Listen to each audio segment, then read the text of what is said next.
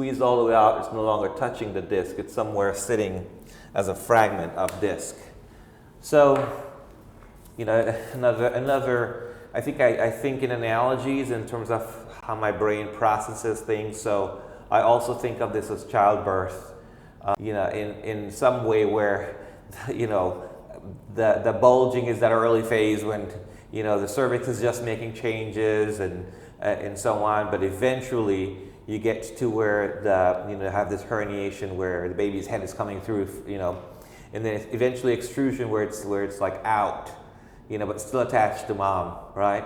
And then eventually a sequestration where it's out and it's separate from mom. So that's kind of, you know, I think of that not only because of the descriptions I just gave, but physiologically and clinically it's relevant because there's like a childbirth phase to this, where when the disc is actively squeezing out through the annulus, people have mostly back pain. And it's like the baby is in the birth canal. Once it's come out and it's herniated out or extruded out, a lot of times their back pain is not as bad because the disc is not stretching on the annulus anymore, but it's pinching the nerve, and so they mostly have sciatic pain. So sometimes people say, you know, I had this a couple of days of really bad back pain, and then the back pain went away, but now all I have is the pain down my leg.